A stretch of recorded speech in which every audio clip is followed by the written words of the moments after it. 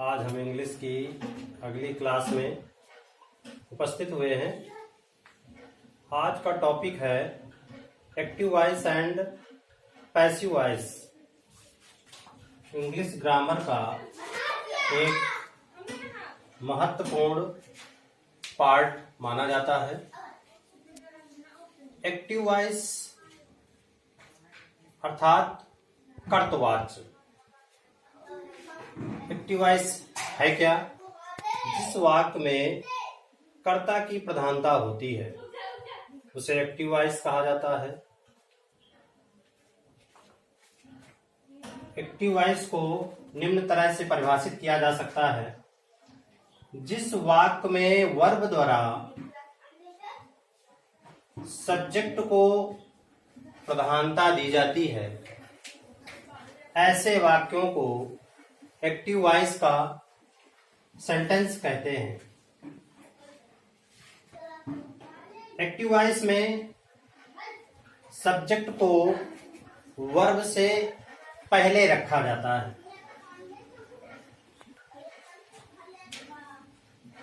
अब passive voice अर्थात कर्मवाच्य। जिस वाक्य में कर्म की प्रधानता होती है, कर्म प्रधान होता है, उसे पैसिव वॉइस कहते हैं।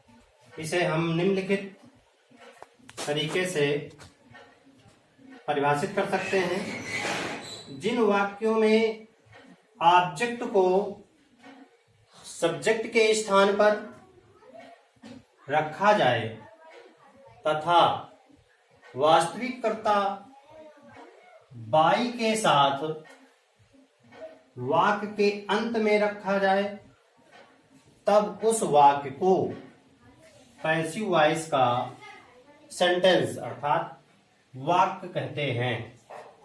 अर्थात ये पता चलता है कि यह पैसिव वॉइस का सेंटेंस है। फॉर एग्जाम्पल, यहां पर हम ए साइड एक्टिव वॉइस और दूसरी साइड अर्थात बी की तरफ पैसिव वॉइस। जैसे Ankita eats a mango. Ankita eats a mango, ये एक्टिव वॉइस का सेंटेंस है। अंकिता आम खाती है। इसको पैसिव वॉइस में इस प्रकार से चेंज करेंगे: a mango is eaten by Ankita. यहां पर कर्ता को कर्म के स्थान पर और कर्म को कर्ता के स्थान पर रखा गया। Second example, Mukesh is eating a mango. Mukesh आम खा रहा है। इस सेंटेंस का पैसिव वॉइस इस तरीके से बनाएंगे: a mango is being eaten by Mukesh. इन दोनों वाक्यों में ऑब्जेक्ट सेम है और दोनों सेंटेंसों के वर्ब सेम है। केवल हमने सब्जेक्ट बदले हैं।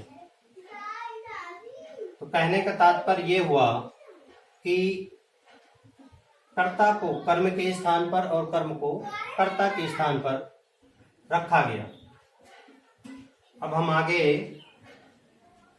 एक्टिव वॉइस से पैसिव वॉइस बनाने के कुछ जनरल रूल्स समझाएंगे जो निम्नलिखित हैं। पहला, एक्टिव वॉइस के ऑब्जेक्ट को पैसिव वॉइस में सब्जेक्ट के स्थान पर तथा एक्टिव वॉइस के सब्जेक्ट को पैसिव वॉइस के ऑब्जेक्ट के स्थान पर रख देते हैं। पैसिव वॉइस में सब्जेक्ट को ऑब्जेक्ट के स्थान पर रखने के साथ साथ उससे पहले हम बाई लगाते हैं। Rule number second, passive voice बनाने का दूसरा नियम होता है, पैसिव वॉइस सदैव ट्रांसिटिव वर्ब सकर्मक क्रिया की ही बनती है, क्योंकि इंट्रांसिटिव वर्ब में कोई ऑब्जेक्ट नहीं होता है। तीसरा रूल है, पैसिव वॉइस में हमेशा वर्ब की थर्ड फॉर्म अर्थात क्रिया की तीसरी सूरत का प्रयोग होता है।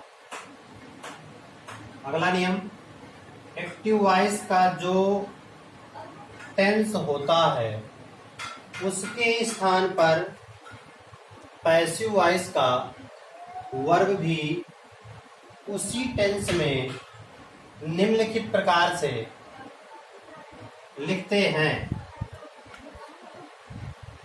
Tense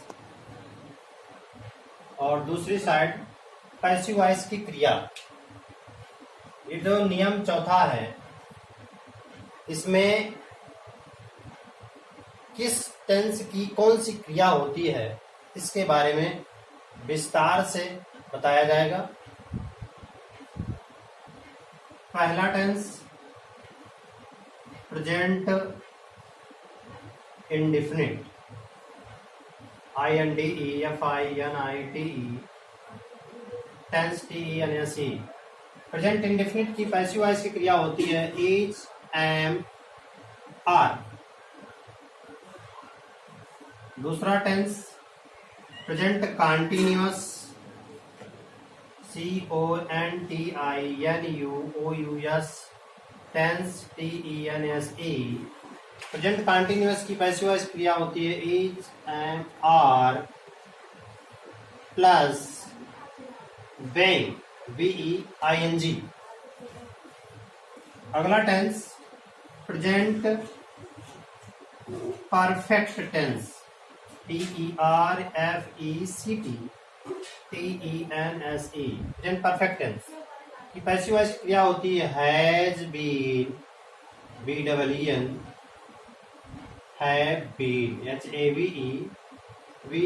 HAVEBEEN। चौथा tense present perfect continuous, perfect continuous tense. Present perfect continuous tense की पैसिव वॉइस की क्रिया नहीं होती है, अर्थात इसकी पैसिव वॉइस नहीं बनती। अगला tense past indefinite, INDEFINITE,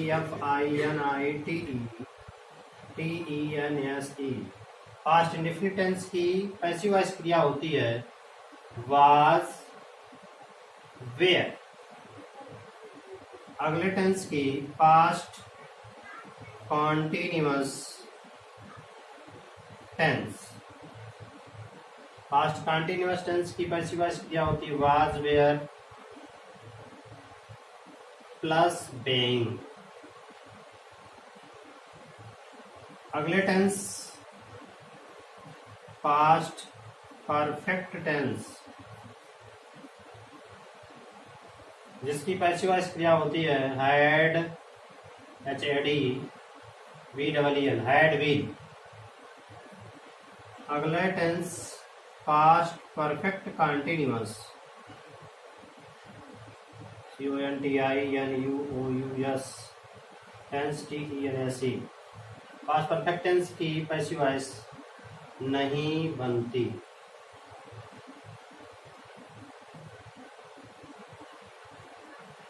future indefinite tense,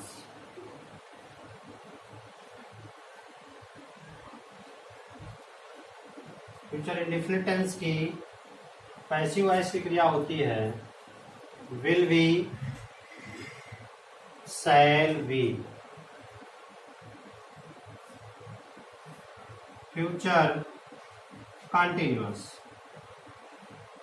CONTINUOUS future continuous की पैसिव वॉइस क्रिया नहीं होती, अर्थात इस टेंस की भी पैसिव वॉइस नहीं बनती।